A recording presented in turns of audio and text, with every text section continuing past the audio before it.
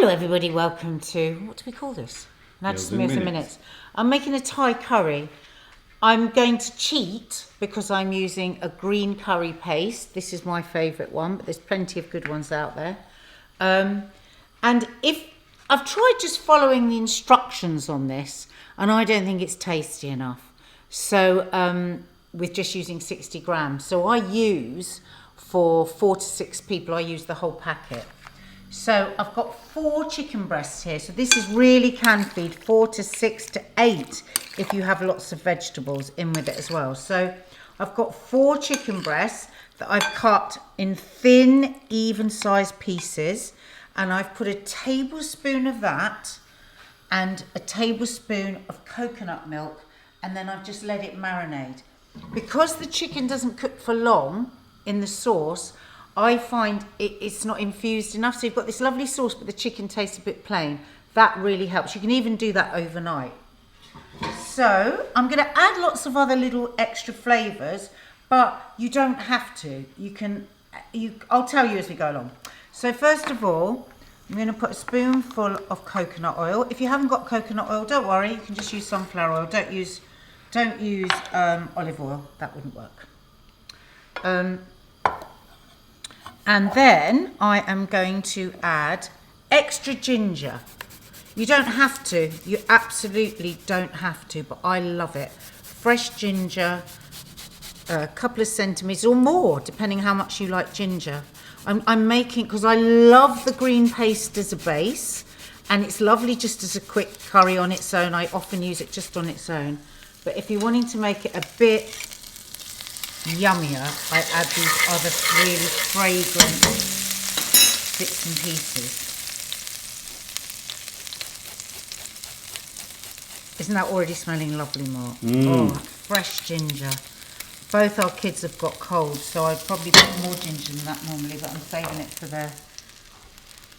their hot lemon. So I've put a small green chilli chopped, just for a bit of extra fragrance. Again, you don't have to do that. Just give it a stir. Yummy. Now I'm going to add a spoonful of coconut milk. Ooh. I think if you're doing a green curry, don't buy the light, buy the full fat, because you want that really creamy curry. So I'm putting a spoonful of the creaminess in, giving it a stir.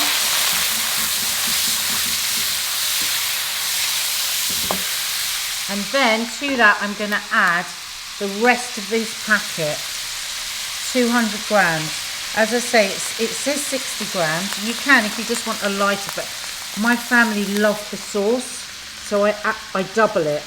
I put 2 big cans of coconut milk. I use all this.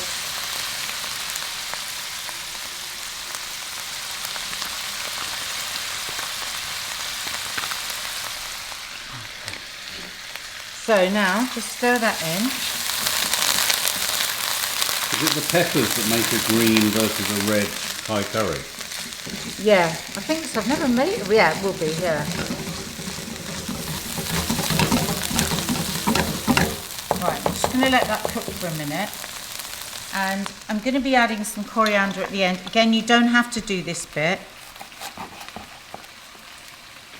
I'm going to use coriander and basil in this to give it extra punch and fragrance. But you know, even buying all these things, it's going to still be cheaper than going to a Thai restaurant. It's a bit more special. Of course, this is a completely bastardised Thai curry, you know. If anyone is Thai, I apologise. My version. Okay, so now you don't have to do this, but I want that extra lemongrass punch. Where's my basher? I had a basher. Where's my basher? Where's my basher gone? That's weird. Okay, I'm going to bash it like this. Hang on. I'm going to cut into it to release the aroma. I had a basher that I was going to bash it with. This is lemongrass. I'm going to take that out, obviously, because we don't want to bite that. but we're going to put it in for now to add extra flavour. Did you bash it? I couldn't find the basher. I will take that out afterwards. So the reason we're frying that is to release the spices. Because if you just boiled it, it's like, Mark, I don't know if you can smell the difference now. Now it's gone. Yeah. You had a like boiled smell, and now you've got the spice. Oh look, and you see how it changes a bit, how it breaks up a bit. Okay, so now I'm going to add my coconut milk. So we already used some of it to marinate our chicken.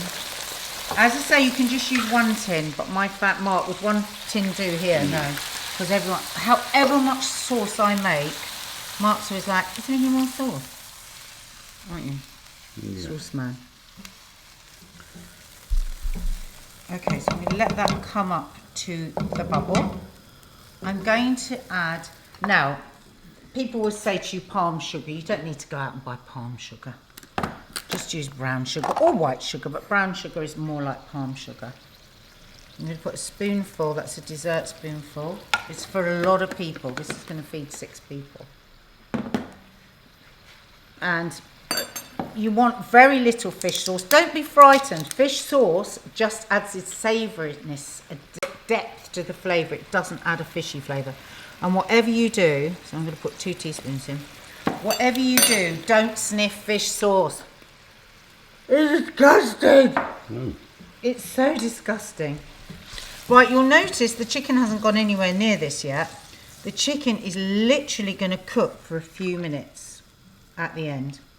Now, you could at this point let that come up to the bubble, put the chicken in, and it would cook in a couple of minutes. But I want that sauce to cook for a bit longer. If you haven't got the time, just bring it to the bubble and down. I'm going to let that cook for about 5 minutes, just so it can really, all the flavours can infuse and we can get that lemongrassy flavour out for lemongrass. Fragrant. Okay, so see how it's thickened up a bit now? I'm just going to put the chicken in. And you can prawns, or you could just do veg. Doesn't have to be chicken. Pork, whatever you want.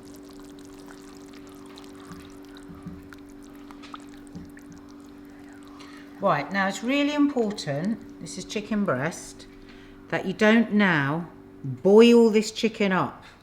People get really scared of chicken and think, oh, chicken's going to be raw. Oh, I've got to boil it. And then you just get tough, horrible chicken. The marinating has made it nice and tender, so it will cook quicker. So I'm just going to add some salt.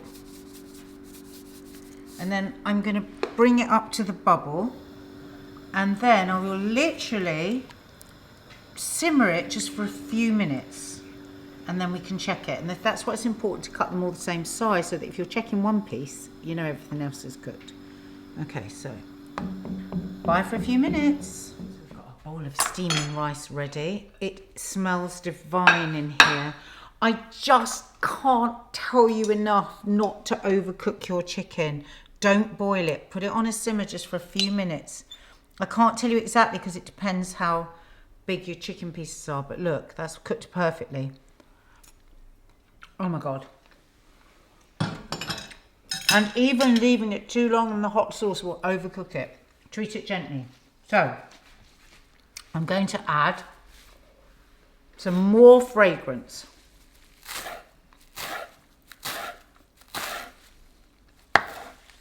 I know lots of people hate coriander, so of course if you hate coriander, don't put it in.